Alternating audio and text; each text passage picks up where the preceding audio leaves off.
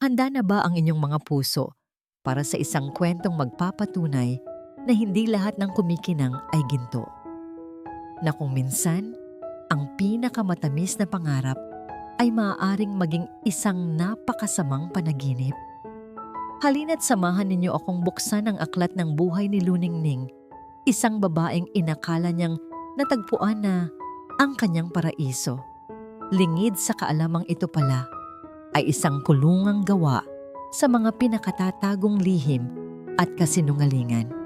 Para kay Luningning Alcantara, ang araw na yon ay ang katuparan ng lahat ng kanyang panalangin. Nakatayo sa harap ng altar, sa loob ng isang simbahan na pinalamutian ng libo-libong puting rosas, pakiramdam niya ay isa siyang reyna mula sa isang fairy tale. Ang bawat sulok ng simbahan ay sumisigaw ng karangyaan at perpeksyon. Isang perpeksyon na sumasalamin sa pag-ibig na inakala niyang natagpuan niya sa lalaking nasa kanyang harapan ngayon, si Dahumpalay Silvano. Ang kanyang dahon. Tinantanggap kita, Dahumpalay, bilang aking kabiyak sa hirap at ginhawa, sa sakit at kalusugan hanggang sa kamatayan. Halos pabulong niyang sabi, nanginginig ang boses sa tindi ng emosyon. At tinatanggap kita, Luningning, aking liwanag, aking buhay. Tugon ni Dahon, ang kanyang mga mata ay nangungusap ng pagsinta na kayang tumunaw sa kahit anong pagdududa. Ikaw lang ang mamahalin ko, ngayon at magpakailanman. Nang halikan siya nito, isang masigabong palakpakan ang umalingaw-ngaw. Sa sandaling iyon, buo ang mundo ni Luningning. Lahat ng kanyang pinaghirapan bilang isang matagumpay na negosyante, lahat ng gabing kulang sa tulog, lahat ay nagkakahalaga dahil sa wakas, mayroon na siyang uuwian. Isang pamilya, isang pag-ibig na sa tingin niya ay wagas. Sa reception na ginanap sa isang marangyang hotel, ang kaligayahan ni Luningning ay tila walang mapaglagyan. Hawak ang kamay ng kanyang asawa. Nilibot niya ng tingin ang buong ballroom. Nakikita niya ang ngiti sa labi ng kanyang mga kaibigan at pamilya. Ngunit sa isang sulok, nahagip ng kanyang mga mata ang kanyang matalik na kaibigan, si Bantayog. Nakangiti ito, ngunit may kakaibang lungkot sa mga mata nito. Isang lungkot na tanging siya lang ang nakakakilala. Itinaas nito ang kanyang kopita, isang tahimik na pagbati. Nginitian niya ito pabalik. Iniisip na marahil ay nag-aalala lang ito para sa kanya, gaya ng dati. Mahal, ayos ka lang? Tanong ni Dahon. Ang hininga nito ay mainit sa kanyang tainga. Oo naman, sagot niya. Ibinabaling ang buong atensyon sa asawa. Sobra-sobrang saya ko lang. Ngunit sa gitna ng tugtugan at tawanan, narinig niya ang mahinang pag-vibrate mula sa kanyang maliit na clutch bag. Isang tawag, hindi rehistrado ang numero. Sino naman kaya ang tatawag sa oras na ito? Sa araw ng kanyang kasal? Excuse me lang, mahal ko. Sagutin ko lang ito. Paalam niya kay Dahon. Tumango ito at ngumiti. Bilisan mo, Mrs. Silvano. Hinihintay ka ng asawa mo. Kinilig si Luningning sa pagbanggit ng kanyang bagong apelyido. Lumayo siya ng kaunti sa karamihan, nagtungo sa isang balkonaheng may tanawin ng mga ilaw ng syudad. Ang malamig na hangin ay tila isang paalala ng realidad sa gitna ng kanyang panaginip. Hello? Sagot niya sa telepono. Walang sumasagot sa kabilang linya. Tanging isang mahinang ugong, tila hangin na dumadaan sa isang siwang. Hello? Sino to? Ulit niya, medyo naiinis na. At doon, isang boses ang kanyang narinig. Halos hindi marinig, garalgal at puno ng takot. Isang boses ng babae na tila ibinubulong mula sa kailaliman. Hindi siya malaya. Kumunot ang noo ni Luningning. Ano? Anong sinasabi mo? Sino ka? Umalis ka na. Habang may oras pa. Tumakbo ka. At biglang naputol ang linya. Napatanga si Luningning, hawak pa rin ang telepono sa kanyang tainga. Ang tibok ng kanyang puso ay biglang bumilis. Anong klaseng biro ito? Isang masamang biro sa araw ng kanyang kasal? Sino ang gagawa ng ganoong bagay? Mahal? Napatalon siya sa gulat ng maramdaman ang kamay ni Dahon sa kanyang balikat. Paglingon niya, nakita niya ang pag-aalala sa mukha nito. Anong nangyari? Bakit namumutla ka? Ikinuwento niya ang tungkol sa tawag. Habang nagsasalita, nakita niya ang pagbabago sa ekspresyon ni Dahon mula sa pag-aalala, naging pagkaini, at pagkatapos ay isang tawang pilit. Naku, mahal, sabi nito sabay yakap sa kanya. Huwag mo nang isipin yun. Marahil isa lang yan sa mga dati kong manliligaw na hindi pa rin makamove on. May mga taong sadyang mapanira ng kaligayahan ng iba. Ang paliwanag ni Dahon ay lohikal. Madali itong paniwalaan. At iyon ang gustong paniwalaan ni Luningning. Ayaw niyang masira ang perpektong araw na ito. Hinayaan niyang yakapin siya ng asawa. Hinayaan niyang pawiin ang init nito, ang kaba na biglang gumapang sa kanyang dibdib. Tama ka, sabi niya. Hindi ko hahayaang sirain ng kung sino man ang araw na ito. Bumalik sila sa kasiyahan na para bang walang nangyari. Ngunit sa isang sulok ng isipan ni Luningning, ang mga salitang iyon ay patuloy na umuulit-ulit. Hindi siya malaya. Tumakbo ka. Kinagabihan. Sa kanilang engrandeng hotel suite, ang pagod at alak ay mabilis na nagpatulog kay Luningning. Nakahiga sa malambot na kama, yakap ang unan. Isang ngiti ang nakapinta sa kanyang mga labi habang natutulog. Sa wakas, nahanap na niya ang kanyang kapayapaan. Tahimik na bumangon si Dahon mula sa kama. Tinitigan niya ang natutulog na asawa, ngunit ang ekspresyon sa kanyang mukha ay hindi na ang ekspresyon ng isang mapagmahal na lalaki. Ito ay malamig, kalkulado, at walang emosyon. Dahan-dahan niyang kinuha ang telepono ni Luningning mula sa bedside table. Binuksan niya ito, ang kanyang mga daliri ay mabilis na gumalaw sa screen. Hinanap niya ang call log at doon nakita niya ang hindi rehistradong numero. Tinitigan niya ito ng ilang segundo. Walang pag-aalinlangan, walang bakas ng pagsisisi. Isang pindot lang at ang bakas ng misteryosong tawag ay tuluyan ng nawala. Maingat niyang ibinalik ang telepono sa dati nitong pwesto. Hinalikan niya si Luningning sa noo. Isang halik na kasing lamig ng hangin sa balkonahe kanina. At pagkatapos ay nahiga siyang muli sa tabi nito, ipinikit ang kanyang mga mata na para bang siya ang pinaka-inosenteng tao sa buong mundo. Isang linggo na ang lumipas mula nang maging ginang Silvano si Luningning. Ang bawat umaga ay tila mas maliwanag, ang bawat pag-inom ng kape ay tila mas matamis. Ang misteryosong tawag noong gabi ng kanyang kasal ay unti-unti na niyang ibinabaon sa limot. Kinukumbinsi ang sarili na tama si Dahon. Iyon ay gawa lamang ng isang taong mapanira. Paano naman kasi magkakaroon ng puwang ang pagdududa kung sa bawat sandali ay ipinaparamdam ni Dahon na siya ang pinakamahalagang babae sa mundo. Nasa kanyang home office, si Luningning abala sa pagrepaso ng ilang dokumento para sa kanyang negosyo nang muling mag-ring ang kanyang telepono. Isang landline number, malamang ay kliyente. Inayos niya ang kanyang boses at sinagot ito ng may profesionalismo. Good morning. This is Luningning Alcantara. Magandang umaga po. Ito po ba si Mrs. Luningning Silvano? Ay, Alcantara po. Tanong ng isang babae sa kabilang linya. Ang boses nito ay formal at walang emosyon. Yes, speaking. How may I help you? Ako po si Miss Diaz mula sa Civil Registry Office. Tumatawag po ako para kumpirmahin ang ilang detalye tungkol sa inyong marriage license application na isinumite kamakailan. Napangiti si Luningning. Oh yes, kasal na po kami. Noong nakaraang linggo pa. May problema po ba? Nagkaroon ng ilang segundong katahimikan sa kabilang linya. Ginang Alcantara, iyon na nga po ang dahilan ng tawag ko. Mayroon po kaming nakitang problema sa sistema. Ayon po sa aming records, ang inyong kasal kay Mr. Dahumpalay Silvano ay hindi po wasto. It's invalid.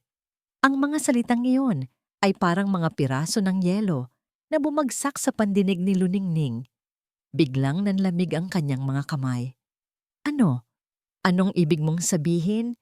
Kumpleto ang mga papeles namin. Lahat ay legal. Opo, sa unang tingin po, mahinahong paliwanag ng babae. Ngunit nang i-cross-reference po namin ang pangalan ng inyong asawa sa aming national database, lumabas po na si Mr. Silvano ay may nauna ng kasal na hindi pa napapawalang bisa. Para siyang binuhusan ng kumukulong tubig. Ang bawat salita ay tila isang suntok na nagpapahirap sa kanyang paghinga. Hindi, imposible yan. Baka nagkakamali kayo ng pangalan. Dahumpalay Silvano. Kinompirma po namin ang kanyang birth date at iba pang detalye. Kasal po siya kay Miss Himagveles noong 15 taon na ang nakalilipas at hanggang ngayon po, sa mata ng batas, sila pa rin po ang kasal. Binitawan ni Luningning ang ballpen na hawak niya. Gumulong ito sa mesa at nahulog sa sahig. Lumikha ng isang maliit na kalansing na umalingaw-ngaw sa nakabibinging katahimikan ng silid. Hello? Ginang Alcantara? Nariyan pa po ba kayo? Hindi na niya nagawang sumagot. Dahan-dahan niyang ibinaba ang telepono. Ang kanyang kamay ay nanginginig. Hindi siya malaya. Tumakbo ka. Ang mga salita mula sa misteryosong tawag ay bumalik sa kanya. Hindi na isang bulong, kundi isang sigaw na sumisira sa kanyang isipan. Sakto namang bumukas ang pinto at pumasok si Dahon. May dalang isang tasa ng tsa at may matamis na ngiti sa labi. Mahal, dinalhan kita ng paborito mong chamomile tea para... Natigilan ito nang makita ang itsura ni Luningning. Ning, anong nangyari? Bakit para kang nakakita ng multo? Sa isang iglap, ang pagkabigla ni Luningning ay napalitan ng nag-aalab na galit. Tumayo siya, kinuha ang kanilang marriage certificate na naka-frame sa ibabaw ng isang cabinet at malakas itong ibinato sa paanan ni Dahon. Ang salamin nito ay nabasag at kumalat sa sahig. Ano to, Dahon? Ano ang ibig sabihin ng papel na to kung kasal ka pa pala sa iba?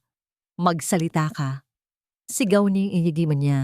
Ang luha ay nagsisimula nang mamuo sa kanyang mga mata. Gulat na gulat si Dahon. Tumingin siya sa basag na frame pagkatapos ay kay Luningning. Ano bang sinasabi mo, mahal? Sinong may sabi niyan? Ang civil registry. Tumawag sila. Kasal ka pa raw kay Himagveles. Sino siya, Dahon? Sino siya? Nawala ang ngiti sa mukha ni Dahon. Napalitan ito ng isang ekspresyon ng sakit at kalungkutan. Dahan-dahan siyang lumapit kay Luningning, ngunit umatras ito. Huwag kang lalapit sa akin hanggat hindi mo sinasabi ang totoo. Biglang napaluhod si Dahon sa sahig. Yumuko ito at nagsimulang humikbi. Isang tanawing hindi inaasahan ni Luningning. Isang tanawing unti-unting dumudurog sa kanyang galit at nagbibigay daan sa pagkalito. Patawarin mo ako, Ning, sabi nito sa pagitan ng mga hikbi. Dapat ay sinabi ko sa iyo noon pa. Oo, totoo. Kasal ako sa kanya. Dati. Itinaas nito ang kanyang mukha, basang-basa ng luha. Pero matagal na yun, Ning. Iniwan niya ako. Bigla na lang siyang nawala, na parang bula. Walang paalam. Kinuha niya ang lahat ng naipundar ko. Akala ko, sa paglipas ng maraming taon, automatiko nang nawawalang bisa ang kasal namin. Hindi ko alam na kailangan pa pala ng formal na proseso. Maniwala ka, Ning. Sa isip ko, matagal na akong malaya. Matagal na siyang patay sa buhay ko. Ang kwento nito ay puno ng sakit. Ang mga luha nito ay tila totoo. Ang bawat salita ay maingat na pinili upang pukawin ang kanyang awa. At unti-unti, gumana ito. Ang galit ni Luningning ay nagsimulang maglaho, napalitan ng awa. Awa para sa lalaking nasa harapan niya na tila biktima rin ng isang masakit na nakaraan at awa para sa kanilang dalawa na ang pinapangarap na simula ay nabahiran agad ng isang pagkakamali mula sa kahapon. Lumapit siya at dahan-dahang hinawakan ang balikat nito. Dahon. Mabilis siyang niyakap nito ng mahigpit. Ikaw ang mahal ko, Ning. Ikaw lang. Hindi ko kayang mawala ka sa akin dahil lang sa isang pagkakamali sa papel. Aayusin natin to. Maghahain ako ng annulment. Gagawin ko ang lahat. Huwag mo lang akong iiwan, parang awa mo na. Niyakap niya ito pabalik. Isinubsob ang kanyang muka sa dibdib nito. Ang pamilyar na amoy nito ay nagbigay sa kanya ng kaunting kapanatagan. Pinili niyang maniwala. Dahil ang hindi maniwala ay nangangahulugang guguho ang lahat ng kanyang pinangarap. Aayusin natin to. Bulong niya. Mas para sa kanyang sarili kaysa para dito. Ngunit habang yakap-yakap niya ang lalaking pinakamamahal niya, may isang malamig na pakiramdam na gumapang sa kanyang likuran. Tumingala siya at sumulyap sa mga mata ni Dahon. Sa isang saglit, sa likod ng mga luhang iyon, may nakita siyang isang bagay na hindi niya mawari. Isang bagay na madilim at malalim. Ngunit sa isang kisap mata, nawala rin ito. Napalitan ng pamilyar na pagsintang kanyang minahal. Marahil, guni-guni niya lang iyon. Marahil. Lumipas ang mga sumunod na araw na para bang lumalakad si Luning Ningning sa loob ng isang makapal na hamog. Sa panlabas, sinusubukan niyang ibalik ang lahat sa normal. Pinipilit niyang ngumiti sa mga paglalambing ni Dahon. Pinipilit niyang maniwala na ang lahat ay isang malaking pagkakamali lamang na madaling ayusin. Si Dahon ay naging mas maasikaso, mas malambing, na para bang may nais itong patunayan o pagtakpan. Ngunit ang bawat matamis na halik, ang bawat mahigpit na yakap, ay may kasamang kakaibang lamig na gumagapang sa kaibuturan ng puso ni Luningning. Ang pagdududa na minsan niyang iwinaksi ay isa na ngayong maliit na tinik na nakabaon sa kanyang dibdib. Hindi ito masakit, ngunit palagi itong nariyan. Isang paalala na mayroong mali. Isang hapon, hindi na niya nakayanan ang bigat ng katahimikan sa kanilang mansyon, ang bigat ng mga ngiting pilit. Kailangan niya ng hangin. Kailangan niya ng isang lugar kung saan makakahinga siya ng maluwag. At isa lang ang lugar na pumasok sa kanyang isip.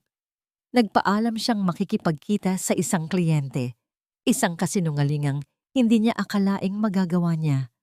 Nagmaneho siya, hindi patungo sa opisina, kundi patungo sa isang maliit at tahimik na kapihan sa kabilang parte ng syudad, ang Kapihan ng Pag-asa. Ang kapihan ni Bantayog. Pagpasok niya, sinalubong siya ng pamilyar na amoy ng bagong giniling na kape at ng mahinang tunog ng jazz music. Ilang tao lang ang nandoon. Bawat isa ay abala sa kani-kanilang mundo. Umupo siya sa isang mesa sa pinakasulok, kung saan tanaw niya ang lahat, ngunit hindi siya masyadong napapansin. Hindi niya alam kung gaano siya katagal na nakatulala roon, nakatingin sa kawalan. Ang isip ay lumilipad.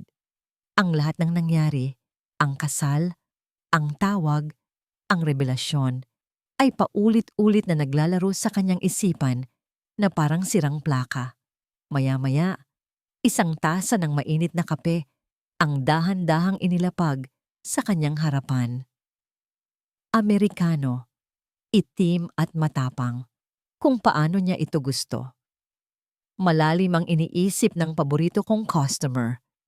Isang malumanay na boses ang bumasag sa kanyang pag-iisip. Tumingala siya at nakita si Bantayog. Nakatayo sa tabi ng kanyang mesa. May bahagyang nangiti sa labi, ngunit ang mga mata ay puno ng pag-aalala. "Yog," mahinang sabi niya. "Hindi ko alam na nandito ka." "Ako ang may-ari, Ning. Malamang na nandito ako." Biro nito, ngunit hindi nawala ang seryosong tono. "Hindi ka nagparamdam mula noong kasal. Akala ko, Kinalimutan mo na ang matalik mong kaibigan. Sinubukan ni Luningning na ngumiti. Hindi iyon. Sobrang busy lang talaga. Umupo si Bantayog sa silyang nasa tapat niya. Tinitigan siya nito ng diretso sa mata na para bang binabasa ang kanyang kaluluwa. Ning, kilala kita. Simula pagkabata, alam ko kapag may problema ka. At ngayon, mukhang pasan mo ang buong mundo. Ang mga salitang iyon, ang simpleng pag-aalalang iyon na walang halong panghuhusga, ang siyang tuluyang nagpabagsak sa pader na matagal na niyang itinatayo. Naramdaman niya ang panginginig ng kanyang labi, ang init na namumuo sa kanyang mga mata. At sa isang iglap, bumuhos ang lahat ng luha na pinigilan niya sa loob ng isang linggo. Humagulgol siya, hindi na alintana ang iilang taong napatingin sa kanilang direksyon. Ang bigat na kanyang dinadala ay tila gumaan ng kaunti sa bawat patak ng kanyang luha. Hindi nagsalita si Bantayog. Hinayaan lang siya nitong umiyak. Hinintay niya itong ilabas ang lahat ng sakit, ang lahat ng takot. Nang medyo kumalma na siya, iniabot nito sa kanya ang isang panyo. "Salamat, Yog," sabi niya. Ang boses ay paos. "Walang anuman. Ngayon, sabihin mo sa akin, ano ang ginawa niya sa'yo?" At ikinuwento niya ang lahat. Ang tawag mula sa civil registry. Ang katotohanang kasal pa si Dahon sa isang babaeng nagngangalang Himagveles. Ang kwento ni Dahon tungkol sa pag-abandona. Lahat. Habang nagsasalita siya, nakikinig lang si Bantayog. Ang kanyang muka ay seryoso, ang kanyang mga panga ay nagtagis. Hindi tulad ni Dahon na agad siyang pinakalma at sinabing isang biro lang ang lahat. Si Bantayog ay tinanggap ang bawat salita niya ng may kabigatan. "At naniwala ka sa kanya?" Tanong ni Bantayog nang matapos siyang magkwento. "Gusto kong maniwala, Yog. Mahal ko siya." Mahinang sagot niya. "Pero may mali. May pakiramdam akong mali." Tumango si Bantayog. Tila inaasahan na ang sagot na yon. Dahan-dahan niyang kinuha ang kanyang wallet mula sa bulsa. May dinukot siya mula rito. Isang maliit na business card. Dahan-dahan niya itong itinulak sa ibabaw ng mesa patungo kay Luningning.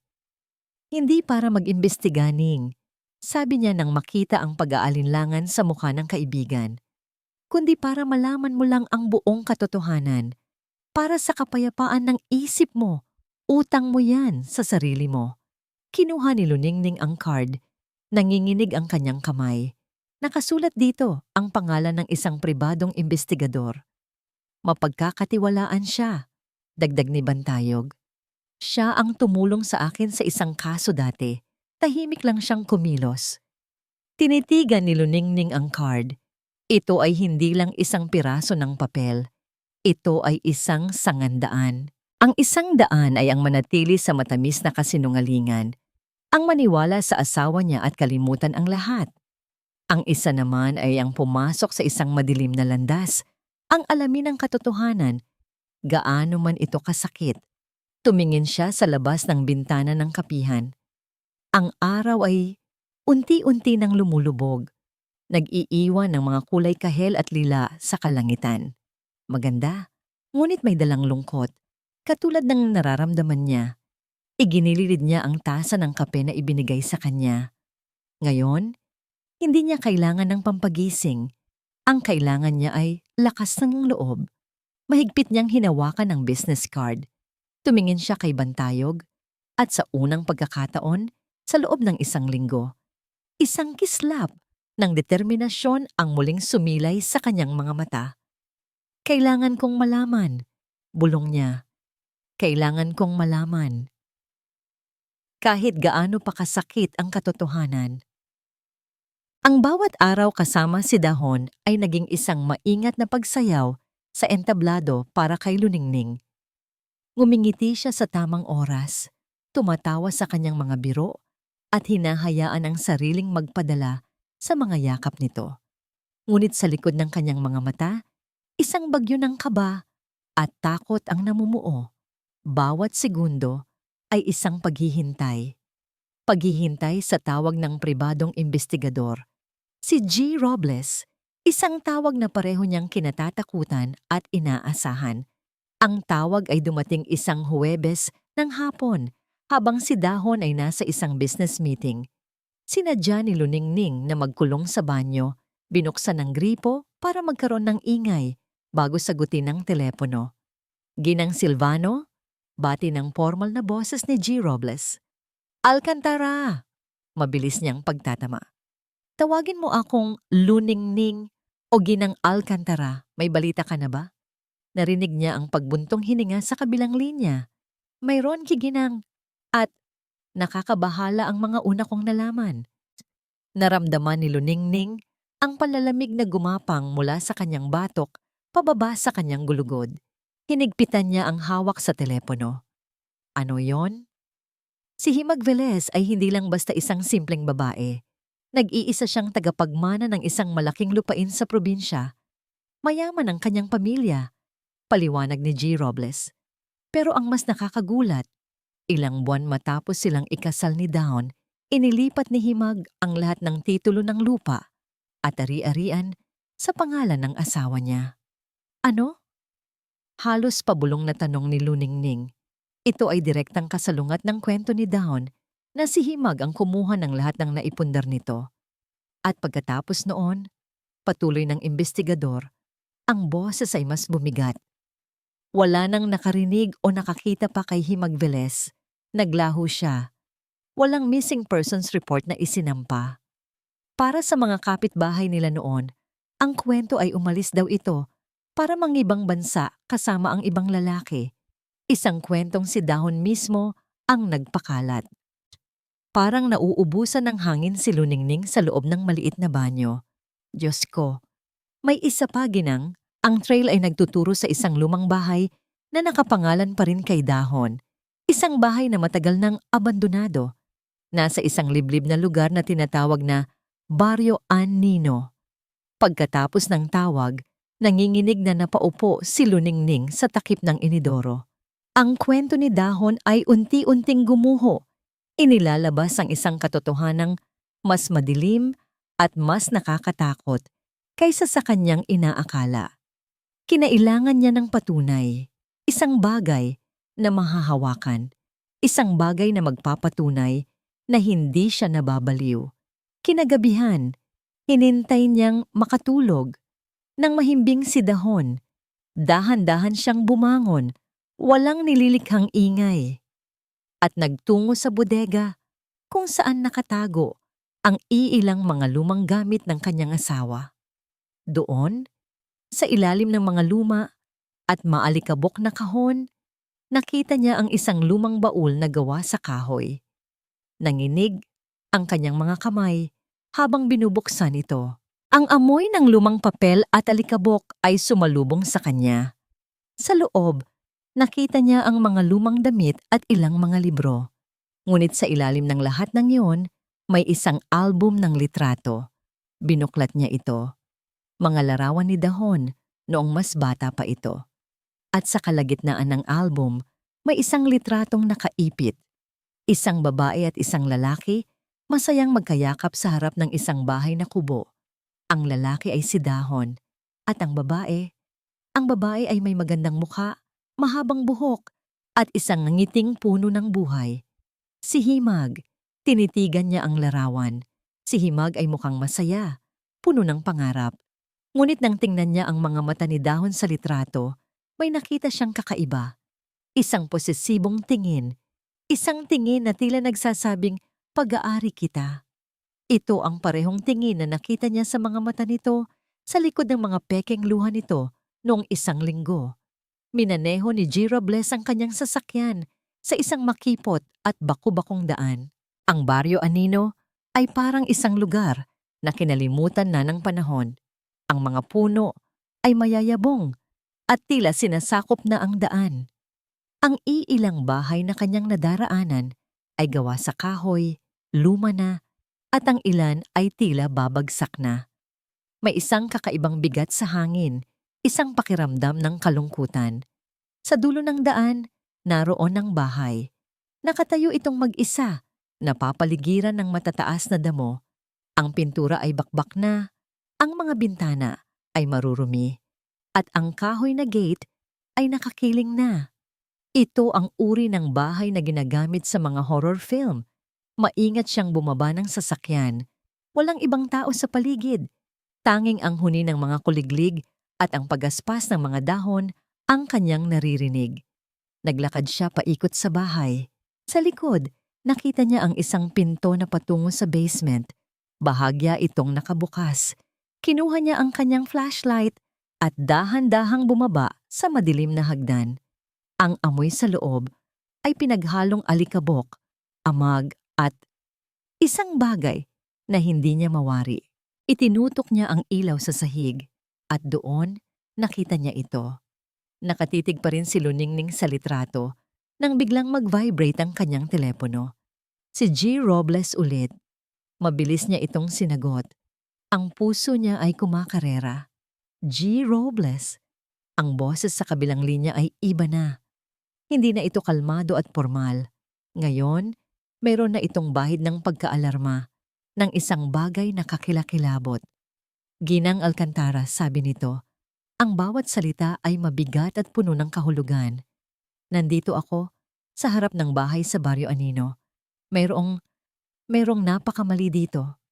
Anong ibig mong sabihin? Nagkaroon ng isang sandaling katahimikan na para bang naghahanap ng tamang salita ang investigador. Ang basement? Yung sahig ng basement. May isang parte na binuhusan ng bagong semento kumpara sa natitirang bahagi ng bahay. Ang mga salita ni G. Robles bagong semento ay umalingaw-ngaw sa isipan ni Luningning na parang isang sentensya. Hindi na siya nakatulog ng gabing iyon. Bawat paghinga ni Dahon sa kanyang tabi, bawat galaw nito ay nagdudulot sa kanya ng matinding pangingilabot. Ang lalaking dati niyang tinitingala bilang kanyang paraiso ay isa na ngayong madilim na palaisipan, isang halimaw na natutulog sa ilalim ng maskara ng kabaitan. Kinabukasan, ang kilos at galaw ni Luningning ay puno na ng pagkabalisa. Madalas siyang nakatulala, at ang kanyang mga sagot sa mga tanong ni Dahon ay maikli at walang buhay, at napansin ito ni Dahon. May problema ba, mahal ko? Tanong nito isang umaga habang nag-aalmusal sila. Ang tono nito ay malambing, ngunit ang mga mata ay matalas, mapanuri. Ilang araw ka nang ganyan? Balisa. May gumugulo ba sa'yo sa trabaho? Wala. Pagod lang siguro. Mabilis niyang sagot. Umiiwas sa tingin nito. Ngunit tila hindi ito kumbinsido. Naramdaman ni Luningning ang unti-unting pagbabago sa pakikitungo nito. Ang dating matamis na pag-aalala ay napalitan ng isang mapanuring pagbabantay. Tila bawat kilos niya ay sinusukat, bawat salita niya ay tinitimbang. Isang hapon, habang kausap niya si Bantayog sa telepono sa kanyang silid-aklatan, nag-uusap sila tungkol sa mga susunod na hakbang nang biglang bumukas ang pinto. Si Dahon. Ang mukha nito ay madilim, walang emosyon. Sino yan? Tanong nito. Ang boses ay malamig. Si Yog lang. Kinukumusta ako. Sagot ni Luningning. Biglang pinutol ang tawag. Lumapit ito sa kanya. Sa isang mabilis na galaw, inagaw nito ang telepono mula sa kanyang kamay. Nanlaki ang mga mata ni Luningning sa gulat.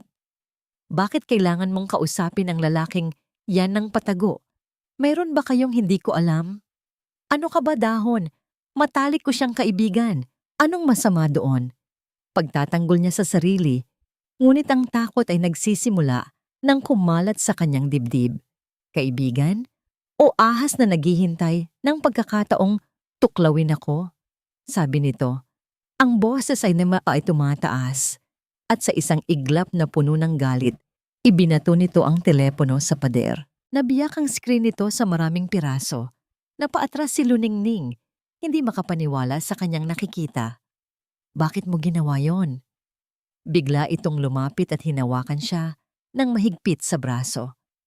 Ang pagkakahawak nito ay hindi na malambing, kundi masakit at puno ng pagbabanta. dahil ayokong may ibang umaaligid sa asawa ko. Ako lang. Naiintindihan mo ba? Akin ka lang, Luningning. Ang mga mata nito ay nag-aapoy sa isang selos na hindi normal, isang galit na nakakatakot. Sa sandaling iyon, ang maskara ng perpektong asawa ay tuluyan ng nalaglag. Sa kanyang harapan ay hindi na si Dahon, ang lalaking kanyang minahal. Nasa harapan niya ngayon si Dahon Palay, isang estranghero, isang mapanganib na estranghero. Sinubukan niyang kumawala, ngunit mas lalo lang humigpit ang hawak nito. Nasasaktan ako, Dahon. Tila natauhan ito. Dahan-dahan nitong binitawan ang kanyang braso at ang nag-aapoy na galit sa mga mata nito ay biglang napalitan ng pagsisisi. Patawarin mo ako. Mahal, patawarin mo ako. Hindi ko sinasadya. Ayoko lang na mawala ka sa akin. Niyakap siya nito, ngunit ang yakap ay hindi na nagdulot ng kapanatagan. Pakiramdam niya ay niyayakap siya ng isang ahas. Ang paghingi nito ng tawad ay hindi na tunog sinsero, kundi isang kalkuladong paraan para muli siyang kontrolin. Sa mga sumunod na araw, lalong lumala ang sitwasyon. Ipinagbawal na nitong lumabas si Luningning nang mag-isa. Kinukuha nito ang susi ng kanyang sasakyan. Sinusuri nito ang kanyang mga email. Ginawa nitong hawla ang dati nilang paraiso, ang Villa Esmeralda. Isang gabi, habang naghahapunan sila, bigla itong ngumiti ng kakaiba. Mahal, may sorpresa ako sa'yo, sabi nito. Ang boses ay muling naging matamis, ngunit may nakatagong pangingilabot sa likod nito. Ano yon? Tanong ni Luningning. Ang kutsara at tinidor ay nanigas sa kanyang kamay. Nakabook na ako ng bakasyon para sa ating dalawa. 1 linggo. Sa isang pribadong isla. Tayong dalawa lang. Walang telepono, walang internet, walang mga istorbo. Isang pagkakataon para muli nating ayusin ang lahat. Ang dugo ni Luningning ay tila nagyelo sa kanyang mga ugat. Isang lugar na walang signal, walang makakatulong, walang takas. Hindi ito isang bakasyon, isa itong bitag. Nagkunwari siyang natuwa. Talaga, mahal?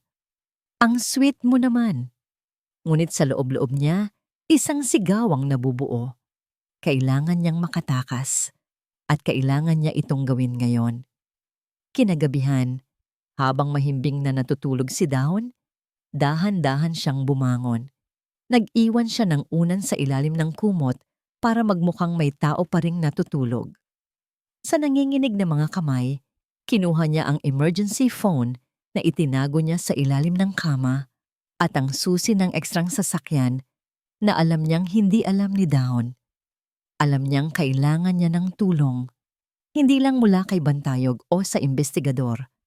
Kailangan niya ng isang taong makakapagpatunay sa lahat.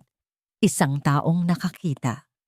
At isa lang ang pumasok sa kanyang isip, ang matanda nilang kasambahay na palaging tahimik sa isang sulok, ngunit ang mga mata ay tila nakikita ang lahat. Ang kanilang yaya, si Manang Kalin. Ang bawat hakbang ni Luningning pababa sa hagdanan ay tila isang malakas na dagundong sa katahimikan ng gabi. Ang buong Villa Esmeralda, na dati simbolo ng kanyang mga pangarap, ay isa na ngayong madilim na kulungan na puno ng mga anino. Natagpuan niya si Manang Kalin sa kusina. Nagtitimpla ng mainit na gatas, tila hindi rin ito mapakali. Ang matandang kasambahay ay matagal nang nagsisilbi sa pamilya ni Luningning bago pa man dumating si Dahon. Siya ang tumayong pangalawang ina, ang tahimik na tagamasid sa lahat ng nangyayari sa pamamahay na yon. Pagkakita sa kanya, lumingon ang matanda at sa ilaw ng maliit na ilawan sa kusina, nakita ni Luningning ang lungkot at pag-aalala sa mga mata nito. Senyorita Ning, mahinang bati nito. Gising ka pa? Hindi na nagpaligoy-ligoy pa si Luningning. Lumapit siya at ang unang napansin ni Manang Kalin ay ang namumulang marka ng mga daliri sa braso ng kanyang alaga. Ang bakas ng pagkakahawak ni Dahon kanina, Nanlaki ang mga mata ng matanda. Diyos ko, anong ginawa niya sa'yo? Ang tanong na yon, na puno ng tunay na pagmamalasakit, ang tuluyang sumira sa natitirang lakas ni Luningning. Napahagulgol siya at napayakap sa matanda. Manang, takot na takot po ako, sabi niya sa pagitan ng mga hikbi. Hinaplos ni Manang Kalin ang kanyang likod. Alam ko, Hija, matagal ko nang nakikita, matagal ko nang nararamdaman. Humiwalay sa pagkakayakap si Luningning at tinitigan ang matanda. Manang, kailangan ko po ng tulong ninyo. Kailangan ko pong malaman ang totoo tungkol kay Himag Velez. Sa pagbanggit pa lang ng pangalan, isang alon ng takot ang gumuhit sa mukha ni Manang Kalin. Umiwas ito ng tingin at umiling-iling. Huwag na natin siyang pag-usapan, Hija. Nakaraan na yon. Pero konektado po yon sa kasalukuyan ko. Git ni Luningning. Ang boses ay puno ng desperasyon. Manang, please, alam kong may alam kayo. Kayo na lang po ang pag-asa ko. Tumingin si Luningning sa mga mata ng matanda. Mga matang tila nagtatago ng isang mabigat na pasanin sa loob ng maraming taon.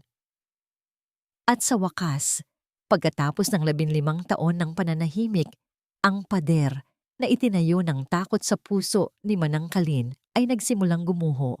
Napaupo ito sa isang silya, ang mga balikat ay nanghihinang bumagsak. Patawarin mo ako, Hija, sabi nito. Ang boses ay nanginginig at basag. Dapat ay noon ko pa sinabi. Dapat ay naglakas loob ako. Nagsimulang magkuwento ang matanda, at ang bawat salita ay isang piraso ng isang madilim na nakaraan na unti-unting nabubuo. Dati akong kasambahay sa lumang bahay sa Barrio Anino, bago pa man yumaman si Senyorito Dahon. Nagsisilbi ako sa kanila ni Senyora Himag. Mabait si Senyora Himagning. Napakabuti. Pero ang kabaitan niya ang naging kahinaan niya. Mahal na mahal niya si Senyorito Dahon, kaya't ibinigay niya ang lahat. Pera, ari-arian, tiwala. Pero habang tumatagal, nakikita ko ang pagbabago kay Senyorito. Naging sakim siya sa pera. Naging malupit. Palagi na silang nag-aaway. Palagi kong naririnig ang iyak ni Senyora Himag sa gabi. Isang gabing hindi ko malilimutan. Narinig ko ang pinakamalakas nilang pagtatalo. Sumisigaw si Senyora Himag. Sabi niya, babawiin na niya ang lahat ng ibinigay niya. Sabi niya, aalis na siya. At narinig ko ang sinabi ni Senyorito Dahon. Napahinto si Manang Kalin, humihinga ng malalim. Ano po ang sinabi niya, Manang? Tanong ni Luningning, halos hindi humihinga. Hindi ka aalis dito ng buhay. Akin ang lahat ng ito. Akin ka. Pagpapatuloy ng matanda, ginagaya ang galit sa boses ni Dahon noon. Pagkatapos noon, narinig ko ang isang malakas na kalabog, isang bagay na bumagsak, at pagkatapos, katahimikan, isang nakakabinging katahimikan. Ang mga luha ay malayang dumadaloy sa pisngi ni Manang Kalin. Kinabukasan, sinabi niya sa akin na umalis na si Senyora Himag. Sumama sa ibang lalaki. Pinaniwala niya ang lahat. Tinakot niya ako, Ning. Sinabi niyang kung may pagsasabihan ako, isusunod niya ako. Bata pa ang mga anak ko noon, natakot ako para sa kanila. Kaya nanahimik ako. Ibinenta niya ang bahay, dinala niya ako dito, at ibinaon ko sa limot ang lahat. O iyon ang sinubukan kong gawin. Pagkatapos ng kanyang pagsisiwalat, napahagulgol na ng tuluyan ng matanda ang bigat ng kasalanan na kanyang dinala sa loob ng 15 taon ay sa wakas na ilabas na. Niyakap siya ni Luningning. Sa sandaling iyon, hindi natakot ang nararamdaman niya. Napalitan na ito ng isang malamig at matigas na determinasyon. Ang mga piraso ng palaisipan ay magkakaugnay na. Ang nawawalang asawa, ang inilipat na ari-arian, ang pagbabago ng ugali ni Dahon, ang bagong semento sa basement, at ngayon, ang testimonya ng isang saksi, ang kanyang minamahal na asawa, ay hindi lang isang manloloko. Isa siyang mamamatay tao. Humiwalay si Luningning sa pagkakayakap. Pinunasan niya ang kanyang mga luha at ang mga luha ni Manang Kalin.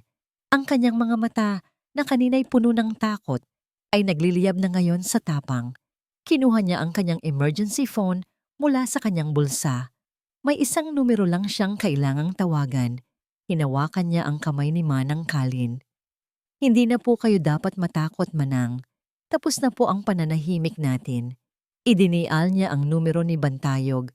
Ang kanyang puso ay kumakabog hindi na sa takot, kundi sa isang matinding layunin.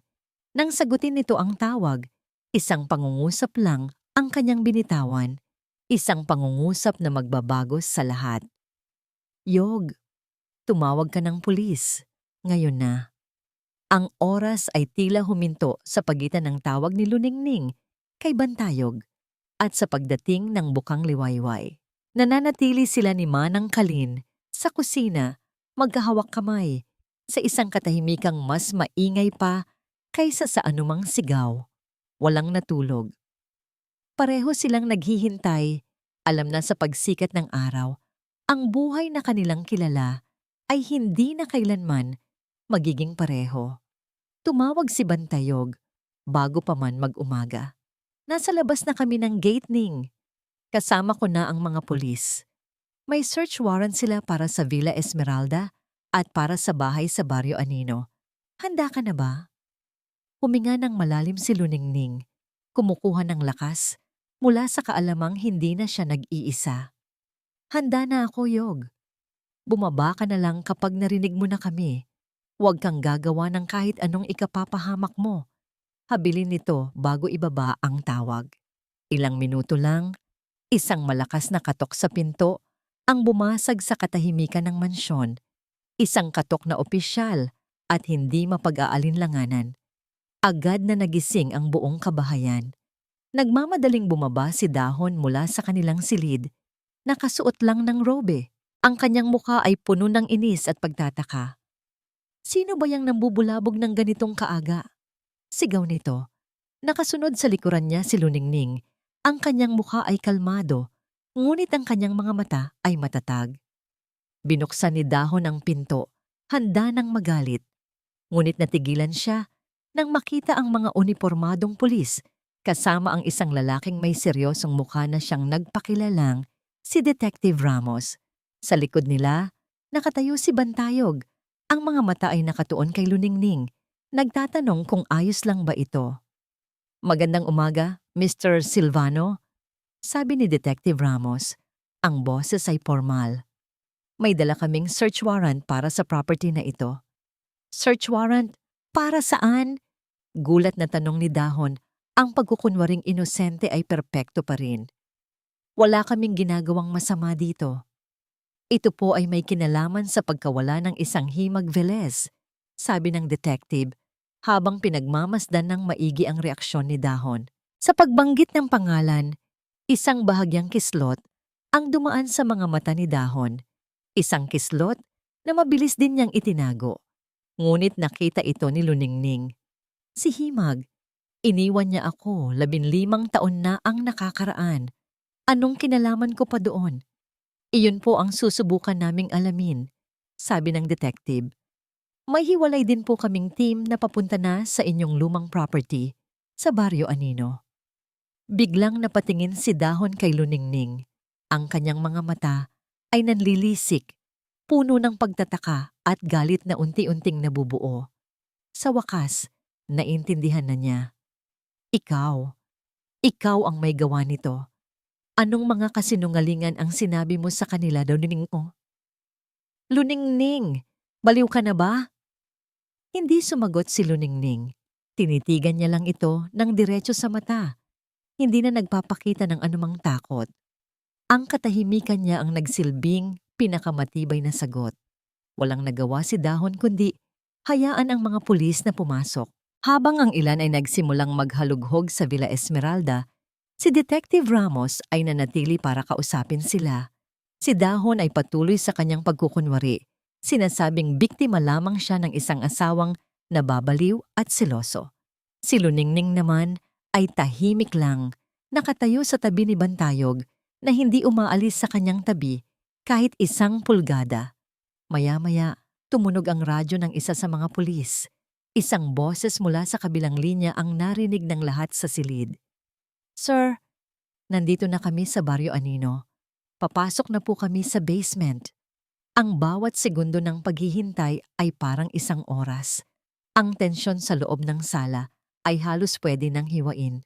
Si Dahon ay nagsimula ng pagpawisan kahit na malamig ang umaga. "Nandito na po ang forensic team. Sisimulan na po naming sirain ang semento." Napatayo si Luningning. Hinawakan ni Bantayog ang kanyang kamay. Ang tibok ng kanyang puso ay napakabilis. Isang halo ng takot sa kung anong matutuklasan at pag-asa na sa wakas ay mabibigyan na ng hustisya ang lahat. Narinig nila ang tunog ng makina mula sa radyo. Isang matinis na tunog ng isang jackhammer na sumisira sa semento. Ang tunog ay tila sumisira rin sa huling pader ng mga kasinungalingan ni Dahon. Napatingin si Dahon sa radyo. Ang kanyang muka ay namumutla na. Ang kanyang mga kamay ay nagsisimula ng manginig. Ang maskara ay tuluyan ng gumuho. Pagkatapos ng ilang minuto na para bang isang kawalang hanggan, ang tunog ng makina ay huminto. Isang sandaling katahimikan. At pagkatapos, isang sigaw mula sa radyo. Isang sigaw na puno ng pagkabigla at kasuklaman. Isang sigaw na tumatak sa kaluluwa ng lahat ng nakarinig. "Sir, positive! Mayroon dito. Nakita na namin. Mayroong mga buto ng tao." Ang mga salitang buto ng tao ay lumutang sa hangin na parang lason. Sa isang iglap, ang lahat ay kumilos. Isang pulis ang mabilis na lumapit kay Dahon at pinusasan ito. Hindi na ito nanlaban. Ang lahat ng kulay ay nawala sa kanyang mukha. Ang dating kumpiyansa at yabang ay napalitan ng isang hungkag na pagkatalo. Ang halimaw ay nahuli na. Ngunit para kay Luningning, ang sandaling iyon ay hindi isang tagumpay. Ito ay ang simula ng pagguho ng kanyang mundo. Nakatayo lang siya roon, hawak pa rin ang kamay ni Bantayog. Ngunit pakiramdam niya ay milya-milya ang layo niya sa lahat. Ang mga tunog sa paligid niya, ang pagbasa ng mga karapatan ni Dahon, ang mga utos ng mga pulis, ang hikbi ni Manang Kalin, ay tila nagmumula sa ilalim ng tubig. Malayo at hindi malinaw. Ang tanging malinaw sa kanya ay ang imahe na nabubuo sa kanyang isipan. Ang katawan ni Himag, nakakulong sa malamig at madilim na semento sa loob ng 15 taon. Isang babaeng minsan ay nangarap at nagmahal tulad niya. Isang babaeng ang tanging kasalanan ay ang ibigin ng maling tao. Naramdaman niya ang paghila sa kanya ni Bantayog, papalayo sa eksena, papalayo sa sala, papalayo sa lalaking sumira sa kanya. Dinala siya nito sa hardin kung saan sumisikat na ang araw, ngunit ang liwanag nito ay hindi man lang makatagos sa kadilimang bumabalot sa kanyang puso. Doon, sa harap ng mga rosas na minsan ay sumisimbolo sa kanilang pagmamahalan, tuluyan ng bumigay ang kanyang mga tuhod. Napaluhod siya sa damuhan at isang sigaw na walang tunog ang kumawala sa kanyang lalamunan. Hindi luha ang lumabas sa kanyang mga mata, kundi isang pakiramdam ng kawalan. Ang lalaking pinakasalan niya, ang lalaking pinagkatiwalaan niya ng kanyang puso, ng kanyang buhay, ay isang mamamatay tao. Ang bawat halik, bawat yakap, bawat matamis na salita ay kasinungalingan. Ang buong buhay niya sa nakalipas na mga buwan ay isang malaking pagkukunwari. Hindi lang siya niloko. Pinagtaksilan siya sa paraang hindi niya sukat akalain. Naging bahagi siya, kahit hindi niya alam, ng isang madilim na sikreto. Natulog siya sa tabi ng isang halimaw. Nang gabing iyon, lumabas ang balita sa telebisyon. Nakatulala lang si Luningning sa screen. Pinapakita ang mga kuha mula sa labas ng Barrio Anino, mga pulis, mga taga-media, at isang itim na body bag na maingat na inilalabas mula sa basement. Himag Velez. Sa wakas, May mukha na ang biktima.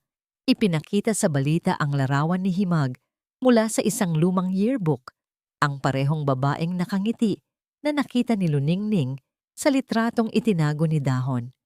Isang mukhang puno ng buhay at mga pangarap. Isang mukhang pinatay at itinago sa ilalim ng semento. Hindi na niya nakayanan. Mabilis siyang tumakbo patungo sa banyo. Ang kanyang tiyan ay bumaliktad.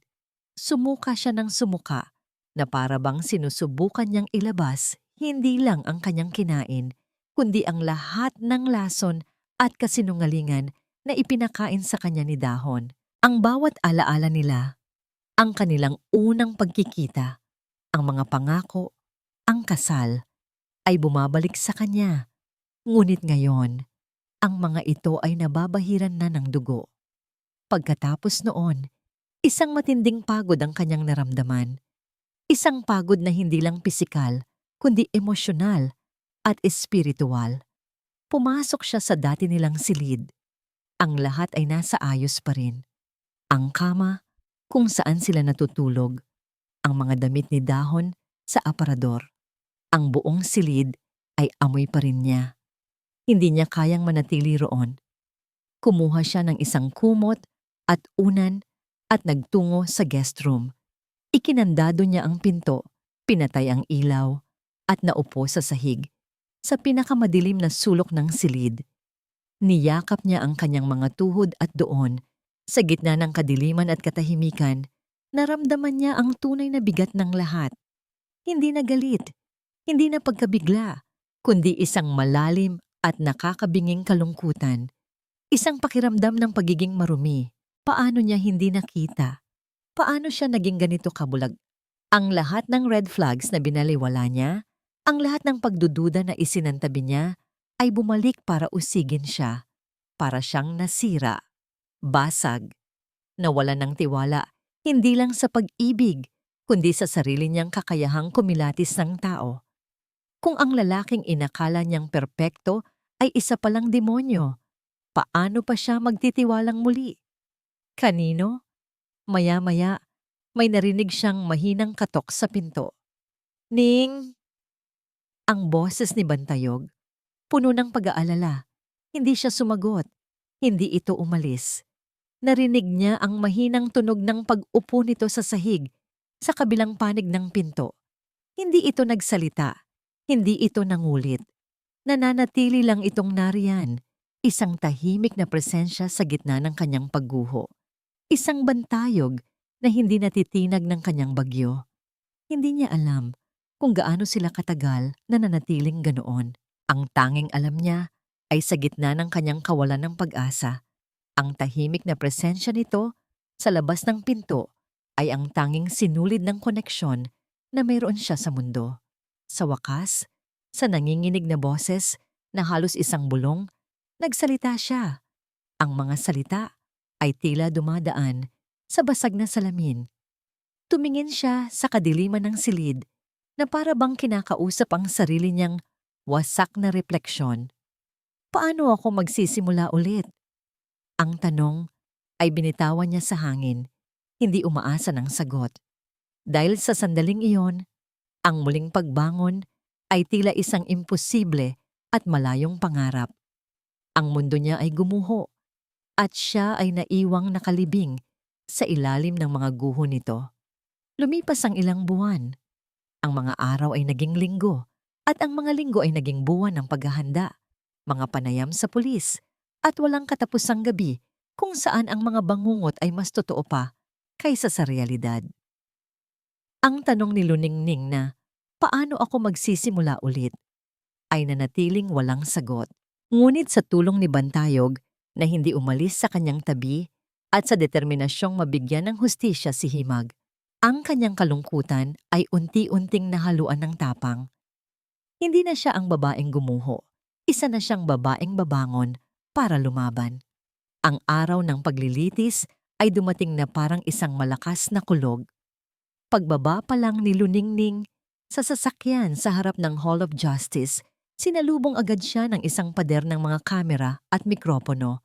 Ang mga flash ng kamera ay tila maliliit na kidlat na sumisilaw Sa kanyang paningin, ang mga tanong ng media ay parang mga bubuyog na umuugong sa kanyang tainga. Mrs. Silvano, anong nararamdaman ninyo na makaharap ang inyong asawa? Totoo bang pera lang ang habol ninyo? Naniniwala ba kayong inosente siya? Hinawakan ni Bantayog ang kanyang siko, isang matatag na angkla sa gitna ng magulong dagat. Huwag mo silang pansinin, Ning. Diretso lang ang tingin. Bulong nito. Tumango si Luningning. Itinaas niya ang kanyang noo at naglakad sa gitna ng karamihan. Ang kanyang mukha ay isang blankong canvas, hindi nagpapakita ng anumang emosyon. Ngunit sa loob niya, ang kanyang puso ay dumadagundong na parang tambol sa isang digmaan. Hindi na ito para sa akin, sabi niya sa sarili. Para ito kay Himag. Sa loob ng korte, ang hangin ay mabigat at malamig. Ang bawat kaluskos ay tila isang malakas na ingay. Naupo siya sa hanay na nakalaan para sa kanya, katabi si Bantayog at ang naiiyak na si Manangkalin. At sa kabilang panig ng silid, nakita niya siya, si Dahon. Hindi na ito ang lalaking gulagulanit at talunan noong araw na siya'y arestuhin. Ngayon, nakasuot ito ng isang mamahaling suit, maayos ang buhok, at ang kanyang mukha ay kalmado. Kung hindi mo alam ang kwento, iisipin mong siya ang biktima. Nang magtama ang kanilang mga mata, isang malamig na ngisi ang sumilay sa labi nito. Isang nangisi na nagsasabing, subukan mo, hindi ka mananalo. Nagsimula ang paglilitis. Ang opening statement ng taga-usig ay malinaw at direkta. Inilalahad ang mga ebidensya, ang testimonya ni Manangkalin, ang mga dokumento ng paglipat ng ari-arian, at ang pinakamabigat sa lahat, ang mga labi ni Himag Velez na natagpuan sa ilalim ng semento. Ngunit nang tumayo na ang abogado ni Dahon, doon nagsimula ang tunay na laban. Mga kagalang-galang na miyembro ng hurado, simula ng abogado, isang lalaking may matalas na tingin at makinis na pananalita. Ang kliyente ko, si Dahumpalay Silvano, ay isang biktima ng isang desperadong babae na gagawin ang lahat para makuha ang kanyang yaman. Ang tunay na kwento dito ay hindi tungkol sa isang krimen, kundi tungkol sa kasakiman. Tumingin ang abogado ng diretso kay Luningning. Nang malaman ni Ginang Alcantara na ang kanyang kasal ay hindi pala wasto, na hindi niya makukuha ang yaman ng aking kliyente, gumawa siya ng isang napakagaling na plano. Minanipula niya ang isang matandang kasambahay, nagtanim ng mga pekeng ebidensya, at ginamit ang media para sirain ang pangalan ng isang mabuting tao. Ang tatanungin natin sa paglilitis na ito ay hindi kung pinatay ba ni Mr. Silvano ang kanyang unang asawa, kundi gaano kalayo ang kayang marating ng isang babae para sa pera. Bawat salita ay parang isang sampal sa mukha ni Luningning. Naramdaman niya ang pag-init ng kanyang pisngi, ang panginginig ng kanyang mga kamay. Ikinuyom niya ang kanyang mga palad sa ilalim ng mesa hanggang sa bumaon ang kanyang mga kuko. Gusto niyang sumigaw, tumayo, at sabihin kasinungalingan ang lahat. Ngunit pinigilan siya ng kamay ni Bantayog na marahang dumapo sa kanyang braso. Ang unang testigong tinawag ay si Manangkalin. Nanginginig na naglakad ang matanda patungo sa witness stand. Halos hindi marinig ang kanyang boses habang nanunumpa. Ngunit nang magsimula siyang magsalita, sa paggabay ng taga-usig, ang kanyang boses ay unti-unting nagkaroon ng lakas. Ikinuwento niya ang lahat, ang mga sigawan, ang pag-iyak ni Himag, ang banta ni Dahon, ang nakabibinging katahimikan. Habang nagsasalita siya, umiiyak siya. Mga luhang dala ng 15 taon ng takot at pagsisisi. Patawad, Senyora Himag, patawad. Sabi niya sa huli. Ang kanyang mga hikbi ay umalingaw-ngaw sa buong silid hukuman. Natapos ang kanyang testimonya. Isang mabigat na katahimikan ang bumalot sa korte. Walang sino man ang hindi naantig sa kanyang sinseridad. Pagkatapos noon, tumayo ang taga-usig. Ang susunod na testigong tatawagin ng prosekusyon. Tumingin ito sa direksyon ni Luningning. Ang buong korte ay napatingin sa kanya. Naramdaman niya ang malamig na titig ni Dahon mula sa kabilang panig. Tinatawagan namin sa stand si Ginang Luningning Alcantara. Huminga ng malalim si Luningning. Ito na, ang sandaling kanyang kinatatakutan at hinihintay. Dahan-dahan siyang tumayo. Ang kanyang mga binti ay tila naging haligi ng bato. Habang naglalakad siya patungo sa witness stand, isa lang ang nasa isip niya. Oras na para harapin ang halimaw. Ang pag-upo ni Luningning sa witness stand ay parang pag-upo sa gitna ng isang entablado, kung saan ang bawat mata sa silid hukuman ay nakatutok sa kanya, naghihintay, humuhusga.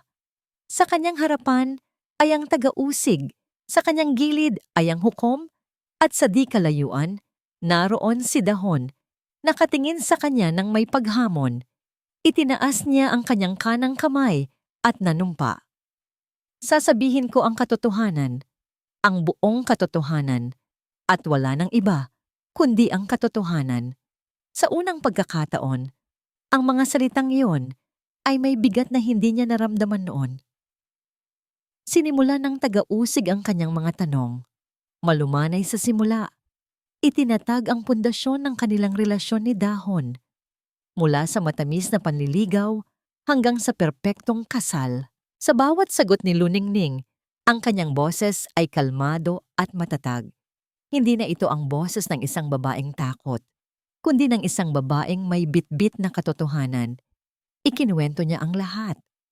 Ang misteryosong tawag, ang revelasyon mula sa civil registry, ang mga kasinungalingan ni Dahon, ang pagbabago ng ugali nito, ang pasa sa kanyang braso, ang planong bakasyon. Habang nagsasalita siya, hindi niya tinitingnan si Dahon. Nakatuon ang kanyang mga mata sa mga hurado. Sinusubukang iparating sa kanila hindi lang ang mga pangyayari, kundi ang takot at sakit na kanyang naramdaman. Pagkatapos, oras na para sa cross-examination. Tumayo ang abogado ni Dahon, ngumingiti na parang isang lobo na handa ng umatake. Ginang Alcantara, simula nito, sinasabi ninyo na mahal ninyo ang aking kliyente. Ngunit nang malaman ninyong hindi wasto ang inyong kasal, bigla ninyong naisip na siya ay isang mamamatay tao?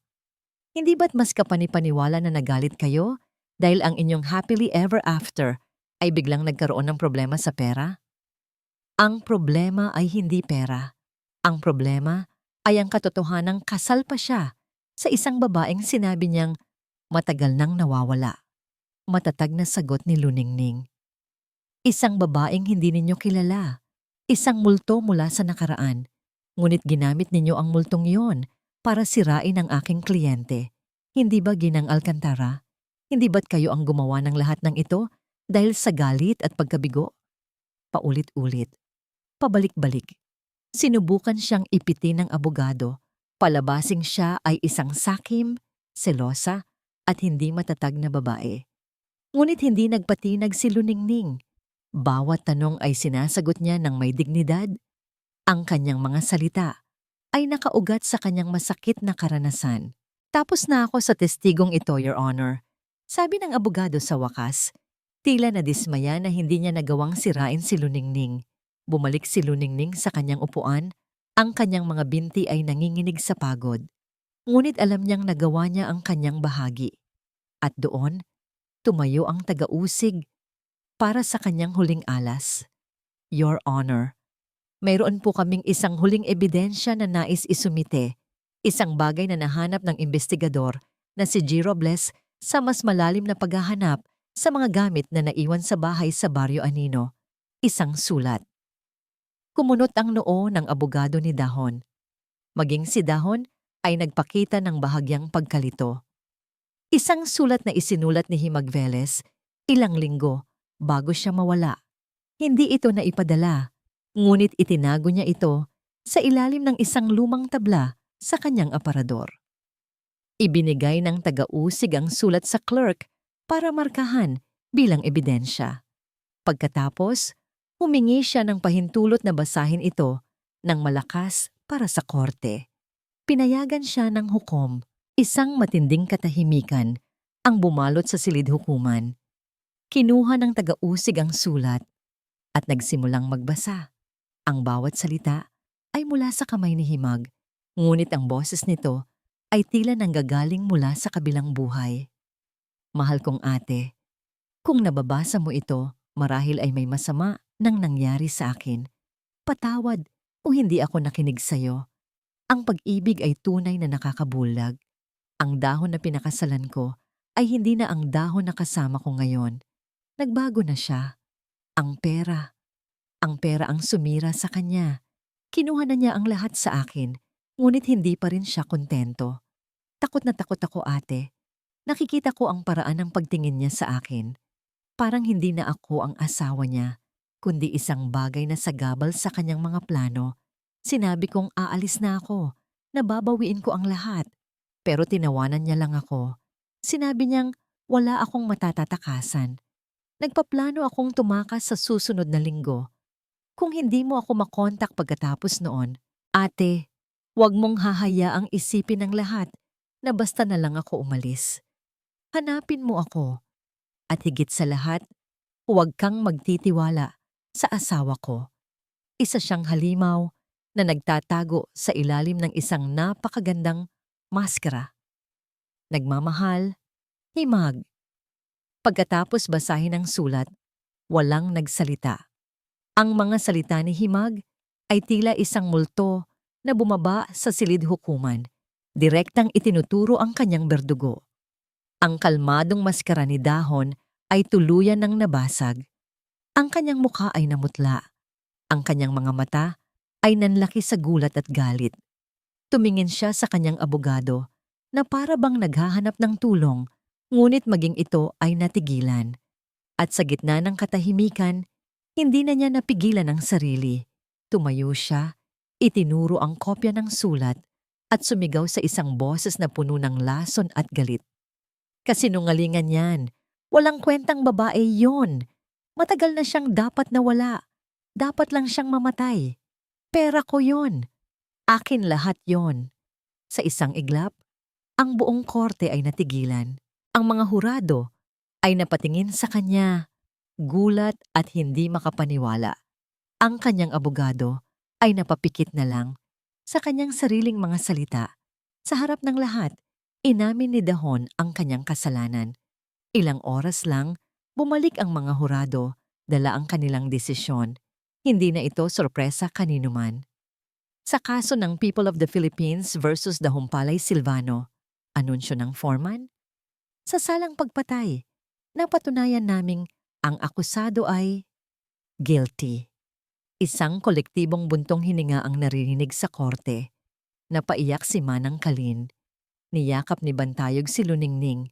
Si Dahon ay hinatulan ng habambuhay na pagkakakulong. Habang isinasama siya ng mga gwardya palabas, ang kanyang mga mata ay puno ng walang hanggang pagkamuhi. Nagtama ang kanilang tingin ni Luningning sa huling pagkakataon. Ngunit sa mga mata ni Luningning, wala nang takot. Tanging awa at isang pakiramdam ng malalim na kaluwagan. Tapos na. Sa wakas, tapos na. Lumipas ang 6 na buwan.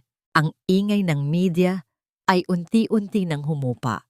Ang pangalang Dahumpalay Silvano ay isa na lamang madilim na alaala na nakakulong sa likod ng rehas. At si Luningning Alcantara. Si Luningning ay unti-unti nang natututong huminga muli. Ang Villa Esmeralda, ang bahay na minsan ay naging simbolo ng kanyang mga pangarap at bangungot, ay kanyang ipinagbili. Masyadong maraming anino ang nakatira sa mga pader niyon. Lumipat siya sa isang mas maliit at mas simpleng condo unit sa syudad, isang lugar na walang bakas ng nakaraan. Ibinuhos niya ang kanyang atensyon sa kanyang negosyo. Hinahanap ang sarili sa pamilyar na mundo ng mga numero at desisyon. Ang pagbangon ay hindi madali. May mga gabi pa ring binibisita siya ng mga bangungot. May mga araw na ang simpleng tunog ng telepono ay nagbabalik sa kanya sa alaala ng tawag mula sa civil registry. Ang mga peklat ay naroon pa, malalim at permanente. Ngunit hindi na sila sariwang sugat. Natututo na siyang mamuhay kasama ng mga ito. Isang maaliwalas na hapon, natagpuan niya ang kanyang sarili sa harap ng isang pamilyar na lugar. Ang kapihan ng pag-asa. Matagal-tagal na rin siyang hindi nakakabalik. Sa loob ng maraming buwan, si Bantayog ang palaging dumadalaw sa kanya, nagdadala ng pagkain, nangungumusta, o minsan ay uupo lang sa kanyang tabi sa katahimikan. Ngayon, pakiramdam niya ay handa na siyang bumalik sa lugar kung saan nagsimula ang kanyang unang hakbang patungo sa katotohanan. Pagpasok niya, ang pamilyar na amoy ng kape ay tila isang mainit na yakap. Ang mahinang jazz music ay isang balsamo sa kanyang pagod na kaluluwa. Nakita niya si Bantayog sa likod ng counter, seryosong nagtitimpla ng kape para sa isang customer. Nang mag-angat ito ng tingin at makita siya, isang nangiting hindi pa niya nakikita noon ang sumilay sa mga labi nito. Isang nanangiting dalisay, puno ng ginhawa at saya. "Ning," sabi lang nito. Ang pangalan niya ay tunog musika mula sa bibig nito. Umupo siya sa dati nilang pwesto sa sulok. Hindi na niya kailangang umorder. Ilang sandali lang, dumating si Bantayog dala ang 2 tasa. Isang Amerikano para sa kanya at isang latte para dito. "Kumusta ka?" tanong nito. Ang boses ay malumanay. "Ayos lang," sagot ni Luningning. At sa unang pagkakataon, ang mga salitang yon ay may katotohanan. Medyo magaan na. Nag-usap sila. Hindi tungkol sa nakaraan, hindi tungkol sa paglilitis o kay dahon. Nag-usap sila tungkol sa mga simpleng bagay, isang bagong pelikula, isang nakakatawang pangyayari sa kapihan. Ang plano ni Luningning na palawakin ang kanyang negosyo. Ito ay normal, isang normalidad na matagal na niyang hinahanap. Sa gitna ng kanilang tawanan, tumahimik si Bantayog. Tinitigan siya nito. Ang kanyang mga mata ay seryoso ngunit puno ng isang emosyon na matagal na nitong itinatago. "Ning," simula nito, medyo nag-aalangan. "Alam kong marami kang pinagdaanan at alam kong kailangan mo pa ng panahon. Pero meron lang akong kailangang sabihin at ayoko nang itago pa ito." Huminga ito ng malalim. "Matagal na kitang mahal bago pa man dumating siya. Hindi bilang matalik na kaibigan lang. Mahal kita bilang ikaw at nasaktan akong makita kang nasasaktan. Pero hinintay ko dahil ang kaligayahan mo ang pinakamahalaga sa akin." Ang pag-amin ni Bantayog ay hindi tulad ng mga matatamis na salita ni Dahon. Hindi ito magarbo o puno ng mga pangako ng buwan-buwan at bituin. Ito ay simple, tahimik, at higit sa lahat, totoo. Hindi nakapagsalita si Luningning. Ang puso niya, na matagal nang naging bato para protektahan ang sarili, ay nakaramdam ng isang bahagyang pagtibok. Isang bagay na hindi na takot o sakit, kundi isang mainit na pakiramdam. Hindi siya umasa ng sagot. Hindi siya pinilit ni Bantayog. "Hindi ako perpekto, Ning." Pagpapatuloy nito, isang maliit na ngiti ang sumilay sa kanyang labi. "Magulo ang buhok ko sa umaga, at minsan ay sunog ang niluluto kong itlog. Pero nandito lang ako, palagi, naghihintay, kahit gaano katagal." Tumingin si Luningning sa labas ng bintana. Ang hapon ay nagiging gabi na. Ang mga ilaw sa kalsada ay nagsisimula ng sumindi, isa-isa.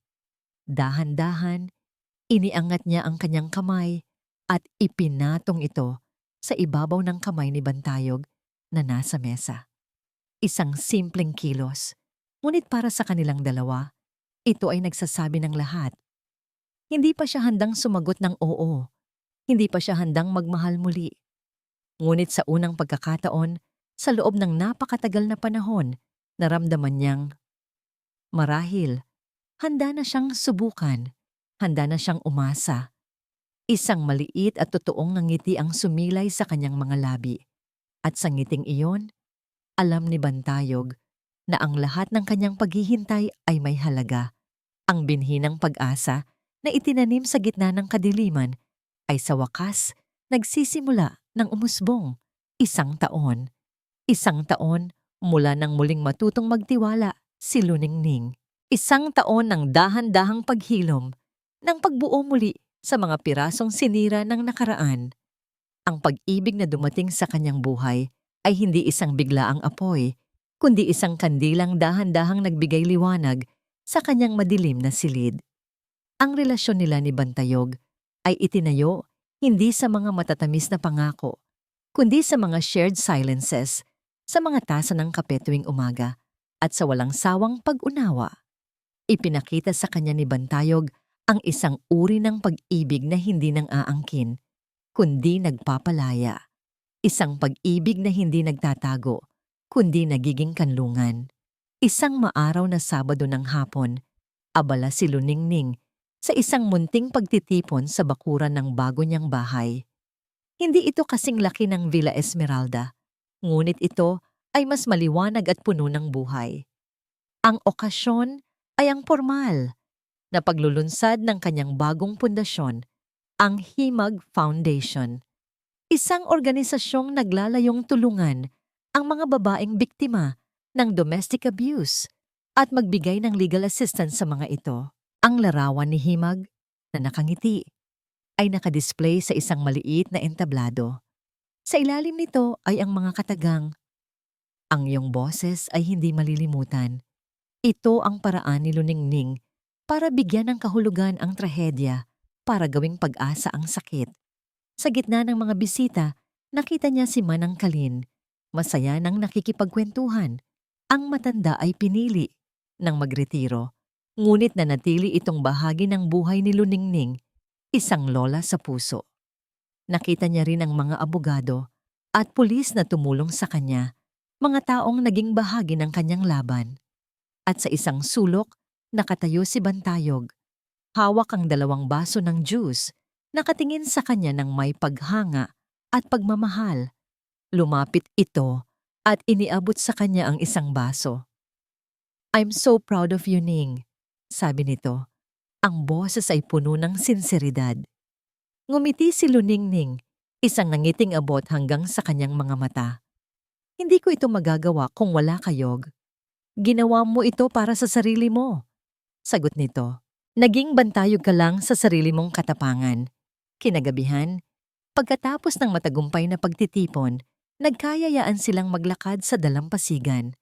Ang papalubog na araw ay nagpinta ng kulay kahel at rosas sa kalangitan. Ang tunog ng mga alon na humahampas sa dalampasigan ay isang pamilyar at nakakapakalmang himig. Naglalakad sila nang magkahawak kamay, ang kanilang mga paa ay lumulubog sa basang buhangin. Walang nagsasalita. Hindi na nila kailangan. Ang kanilang katahimikan ay puno na ng pag-unawa. Huminto si Luningning at humarap sa dagat. Ang hangin ay marahang humahaplos sa kanyang mukha.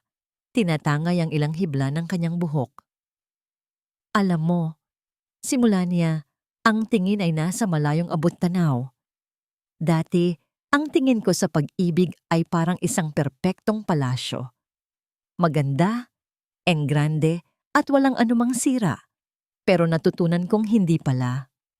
Tumingin siya kay Bantayog. Ang kanyang mga mata ay kumikinang sa ilalim ng papalubog na araw. Ang tunay na pag-ibig pala ay parang bahay na ito sa tabi ng dagat. Hindi perpekto. Binabayo ng mga alon, hinahampas ng hangin. Minsan, may mga parte nitong nasisira. Pero nananatili itong matatag. Dahil ang pundasyon nito ay hindi gawa sa kasinungalingan, kundi sa katotohanan, tiwala at respeto. At handa kayong ayusin ito ng magkasama kahit anong bagyo pa ang dumating. Ngumiti si Bantayog at hinawakan ng kanyang pisngi. "At handa akong maging taga-ayos ng bahay na yan kasama mo habang buhay." Hindi na kailangan ng mga salita. Sa halik na kanilang pinagsaluan sa ilalim ng papalubog na araw, naroon ang lahat ng kanilang mga pangako. Hindi ito isang halik na puno ng nag-aapoy na pagnanasa, kundi isang halik na puno ng kapayapaan, ng pagiging buo, ng pag-uwi. Isinandal ni Luningning ang kanyang ulo sa balikat ni Bantayog habang magkasama nilang pinapanood ang paglubog ng araw at ang pagsulpot ng mga unang bituin. Ang babaeng minsan ay nabulag sa isang kumikinang ngunit pekeng liwanag ay natagpuan na sa wakas ang kanyang sariling ningning. Isang ningning na hindi na niya kailangang hiramin mula sa iba. Hindi na ako ang luningning na kumikinang para sa iba, sabi niya sa kanyang isipan habang dinadama ang pintig ng puso ni Bantayog at ang ritmo ng mga alon. Ako na ang luningning na may sariling liwanag. At sa pagyakap ng gabi, alam niyang ang bagong umaga ay magdadala ng panibagong pag-asa. Ang ating kwento ay nagpapaalala sa atin na ang pinakamatinding sakit ay maaaring magmula sa taong pinakamamahal natin. Ngunit ito rin ay nagtuturo na ang tunay na lakas ay matatagpuan sa loob ng ating sarili. Ang pagharap sa masakit na katotohanan, gaano man ito kahirap, ay ang unang hakbang tungo sa paghilom. At sa huli, ang pag-ibig na totoo ay hindi nagkukulong o nananakit. Bagkus ito ay nagpapalaya, nagpapagaling, at nagiging liwanag sa gitna ng kadiliman. Maraming salamat po sa inyong walang sawang pagsubaybay sa kwento ni Luningning. Sana po ay may napulot kayong aral at inspirasyon sa kanyang paglalakbay. Ano po ang masasabi ninyo sa ating kwento? At anong uri naman ng kwento ang gusto ninyong mapakinggan sa susunod? I-comment nyo lang po sa ibaba dahil ang inyong mga opinyon ay napakahalaga sa amin. Hindi dito nagtatapos ang ating paglalakbay. Marami pa pong kwentong kasing ganda at mas puno ng aral dito sa aming channel. Kung nagustuhan nyo ang kwentong ito, i-like, i-share sa pamilya at mga kaibigan. At mag-subscribe na rin para lagi kayong updated sa mga susunod pa naming kwento. I-click nyo ang notification bell para kayo ang unang makarinig kapag may bago kaming upload. Pagpalain po kayo ng Panginoon, kayo at ang inyong buong pamilya. Hanggang sa muli.